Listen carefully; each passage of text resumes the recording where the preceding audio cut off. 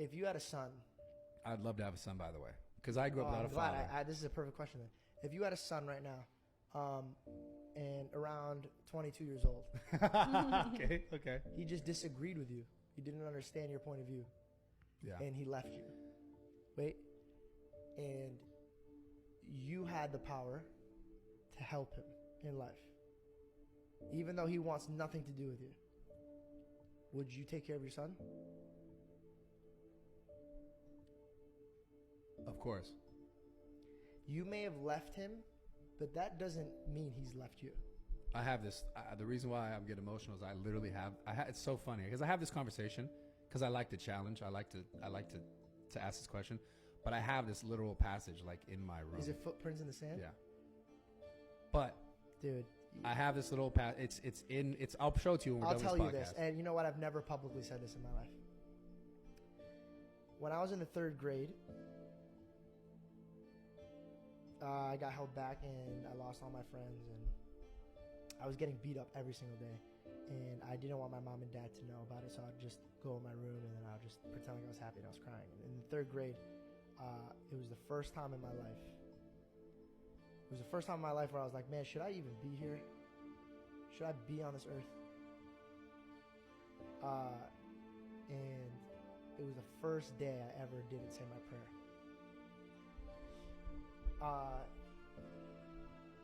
I went to bed and I could still see that dream, like it was like I had it right now, and all of my dreams were happening. Like all the kids were nice to me, and this girl named Lindsay in my class I had a crush on. She sat right here to me, bro, and she looked at me and she said, "Are we gonna hang out at lunch?" And that meant a lot to me because at lunch I would go in the bathroom and sit by myself. And then this kid named Bryce came in and he gave me a soccer ball, and in my heart I've always wanted to play soccer with him. And then everything evaporated. And then this dark figure came into my face in my dream. And he said, "You have left the Holy One."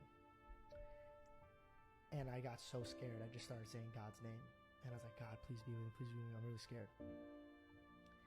And then this bright light came into my room in my dream, because I was back in my room, and I had to bow my head. Years later, bro. Let me pause right here. 2 of the things that happened in my dream, I learned years later that in the scripture, the devil can't say God's name. He refers to him as the Holy One. And there was no way in my life that I was ever going to know that. And then later on, Moses couldn't see him and he got blinded. He compared it to the sun.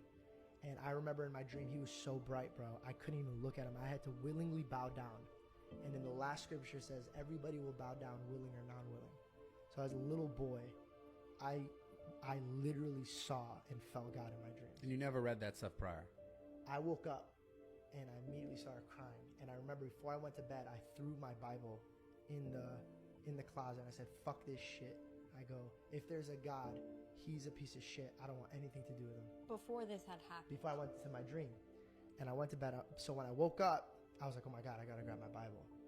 And I grabbed my Bible and I was like crying and opening it. And as I was crying and opening, I said, okay, I don't get it. If you exist, then why would you leave me here by myself? And then the footprints in the sand card fell out of the Bible. And I've never seen that thing in my life. I showed it to everybody in my house, not one person in my house. And that's why when me and you were looking at each other and I saw your eyes gave me the same eyes that I had in the 3rd grade, bro.